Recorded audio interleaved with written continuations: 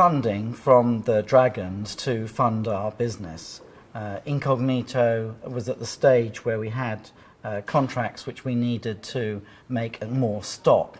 And so we approached the Dragons, and although James Khan offered us the full amount, £100,000, he wanted 40% of our company. We were only offering 12.5%. So there was no way we were going to accept that exorbitant figure. And Deborah Meaden and Duncan Bannatyne were also interested. We couldn't agree on a deal because they wanted just too much of the company. So we didn't get the funding there, which we were rather confident we would get. So we approached the banks. We went to virtually every single bank, and it was a similar story. They didn't want to invest in Incognito or us. Indeed, one of the banks thought it was laughable that we were asking them for money at all.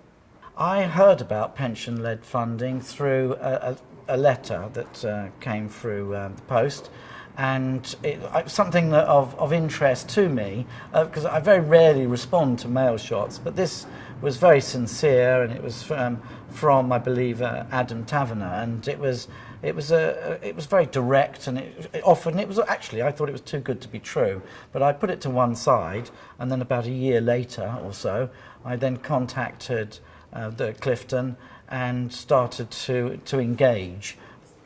We use pension-led funding to grow the business by manufacturing more stock.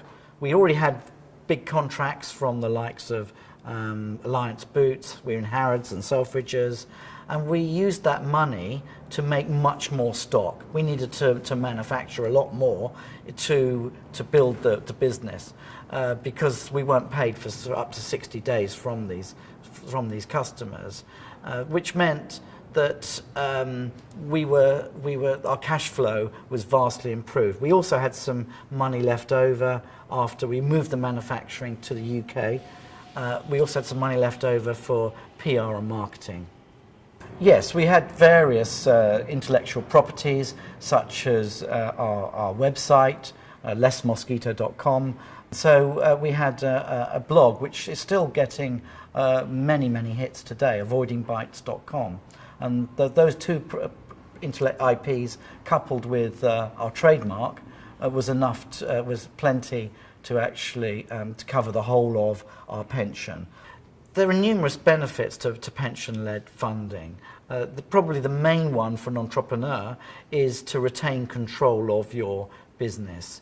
If you get investors from outside, from venture capitalists or from the Dragons or whatever, they're all going to want to stick their oar in. They're going to tell you how they think it should be run, and it's, with most entrepreneurs starting a business, they want to keep sort of control of it. So that's the main benefit.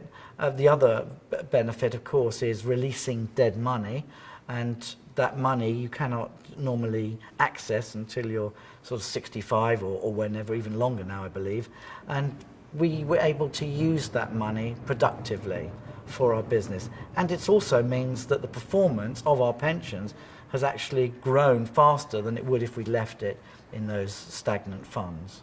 And then we refunded. One of the beauties of pension-led funding is that you can access the cash again and again. Once you pay off a certain amount, you've then got access to it again.